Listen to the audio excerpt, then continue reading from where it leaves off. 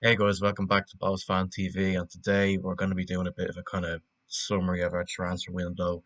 Obviously, it closed there a few days ago. A lot of new faces came in, a couple of big players went out.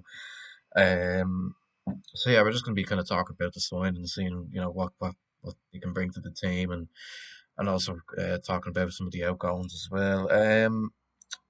Our first signing that we made was Ryan Burke from Mansfield. Left full, had a couple of, I think he had a long spell in non league in England as well. Um, I think we probably needed a bit of cover in the left kind of left back area. Torrey Wilson's was obviously the main left back, but he didn't. I don't think he kind of started the season particularly well, and I think it was evident that we needed cover there. Obviously, we brought Max Murphy in from Rovers, who we thought would kind of be the replacement for Anto Breslin, who went to Pats there back in the winter. Um, and he didn't kind of turn out to be a particularly great signing, so I think we probably needed a bit of cover there. I don't think he had his best performance in the Sligo game, Brooke, but I suppose he'll provide cover for Wilson. He did do well against Finn Harps in the cup a couple of weeks ago, to be fair to him, but again, it's not an amazing signing, I don't think, but again, it's our good to have a bit of cover there. Just kind of think now. Our second signing was John O'Sullivan from Accrington Stanley.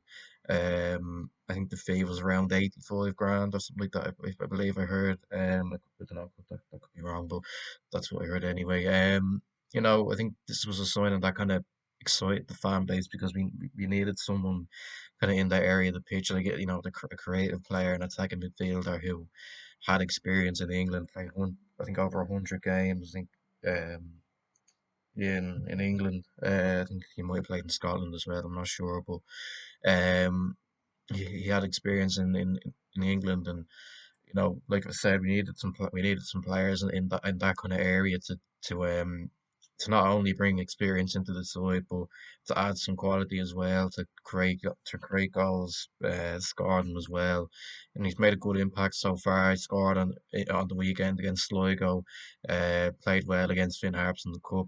Has had a couple of good performances. Seems to have kind of really bought into the culture of the club as well, which is good to see. So yeah, I'm looking forward to seeing how he does from now until the end of the season. I think he could be a big part of whether we will make a push for Europe or not, or whether whether we can go far in the cup as well. Um, here now.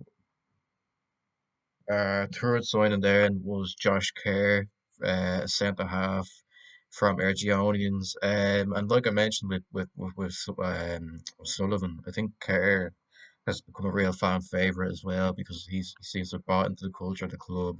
He seems to be like a hard working player, that type of person that cares about the club, that will go out there and give it their all. I think that's kind of what the fans felt like we lacked. And I think we have that now in a player like Josh Kerr. He's done well since he's come in. Obviously got a goal against Finn Harps. It was kind of gifted to him, to be fair, but they all count at the end of the day. And yeah, I think he's really bought into the culture of the club since he's arrived, and that's what we really wanted to see from players. I think at the start of the season we kind of felt as if there wasn't kind of enough players that were really kind of showing that kind of that passion, I suppose, and that kind of work ethic. But I think we've had that now in a player like Josh Kerr. So that's one that proved to be a really good signing. Um, I believe the other signing that we made after that was, see, I'm trying to go in I'm trying to go in order here. So I'm just kind of scrolling through the Instagram now to see who it was. But yeah, I think Kerr's really, made a difference to the team and added to the defense, that bit of experience. Um, so yeah, I think, you know, So the next signing that we made was Scottish winger Declan McDaid. He signed from Dundee FC, I think it was, or Dundee United, I think it was Dundee FC. Um, I think he played against Finn Harps in the cup and scored a good goal. Played against Sligo, kind of did okay, I think. But yeah, he looks like a tricky, pacey winger who can definitely add something to the team. Obviously, I think we've down the years we have been a team that tend to win a lot of wingers, when we maybe don't necessarily need to. But um, I think he's a decent player. I think he's the one that's kind of gone under the radar a little bit. Um, and I think, like I said, he's gone on the radar a little bit. I think he'll be a good player for us from now until the end of the season. Obviously with Marlon leaving, I think that kind of probably um that was probably the reason behind it. Obviously, Stephen Marlon left for Cliftonville in the Irish League up north. Um, and I think that's probably why we went for someone like Declan McDaid to bring that kind of creativity to the team. So yeah, I think he hasn't really done much. Obviously, he's scored a good goal against Finn Harps, but I think he'll make an impact for us definitely. The next signing then was gives a sec. Next one then was Ethan Varian, a striker from Stoke.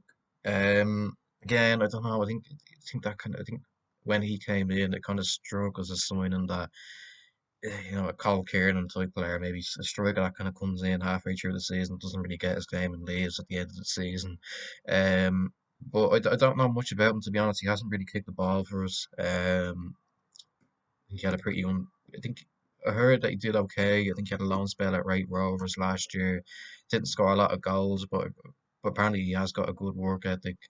Um, he came on against Sligo there on Sunday, and he didn't really do anything. But again, we'll just kind of have to wait and see how he does. I'd be surprised if people still here come next season, just given what we have done with other strikers in the past, like Cole Kieran and Bradley Rowe, players that kind of just come in and sit on the bench and that don't really offer anything. But I hope he proves me wrong. Um, the next one to be made then, I think, was it Lawrence Dell, that right back that we got on loan from Berlin. Um, just a sec.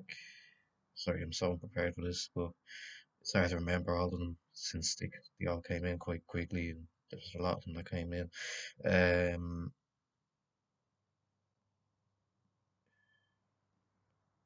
it was John McCracken, the goalkeeper from Norwich. Again, I think that's just going to be kind of a sign that he'll be here till Talbot's back. I don't think he'll play. He'll play a single second really, but yeah, I think he's just going to come in on loan from Norwich. To kind of provide that bit of competition for Toy Ryan, to provide that bit of a backup, because I think Mano got injured as well, didn't he? So I think that was why we went for a goalkeeper on loan. But yeah, I'd be surprised if we've really seen him play. Maybe if he'll play the cup game against Lucan, but yeah, I think that was just kind of a signing to come in for the injuries to Minogue and Talbot. Then the next signing then was Lawrence Dell from Union Berlin on loan at right full. We had to see him play, but I think our connections with Union Berlin, obviously that friendly that we had, that kind of helped us get that over the line. I heard good things about him. I think he's a good Union Berlin say they see him as that kind of future, their future right back for years to come, and maybe we'll see him against Dundalk on Friday. We might see him in the cup game against Lucan. Um, but yeah, I think connections with Union Berlin obviously help that kind of get over the line. And yeah, I'm looking forward to seeing what you can bring. I'm sure we'll see him soon. Obviously, didn't play the Finn Harps or the Sligo games. I think we don't really want to rush him in too quickly. But yeah, I'm sure we'll see him soon. He might play against Dundalk. He might come on as a sub or something. But yeah, I think that could be a good signing. Um, then it was James Clark from Drogheda. Obviously, we paid a fee for him on a multi-year contract. Very, very good performance against Finn Harps. Thought he was man of the match. Really good on the ball. Really good with the ball at his feet. Um, nearly scored as well, didn't he? I think he had one that kind of hit, I think it was hit the crossbar or something like that. But again, Trot the fans raved about him. They were disappointed to see him go, and I could see why because he's already made a very good impact. Maybe not his best performance against Sligo, but to be fair, I don't think anyone really played that well against Sligo. But yeah, I think young player as well, 21. I think he'll be here for a good while. Looking forward to seeing how he does from now until the end of the season and beyond that as well. So yeah, I think that's a very good sign and one a real coup for us.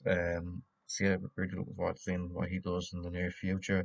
I think after that was Afolabi. I think it was Afolabi. Um, Yeah, interesting one. Jonathan Afolabi. That's who was obviously the last signing that we made. Um, yeah, I'm looking forward to seeing how he does. I think he was at Celtic, um, and he was on loan at a few Scottish clubs.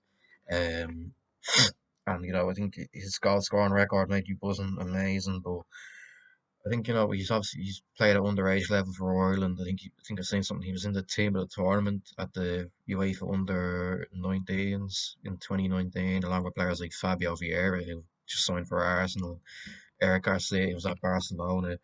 So that's pretty impressive. Very highly rated at Celtic. And I think if you can get him into the team, I'd probably play him against Dundalk.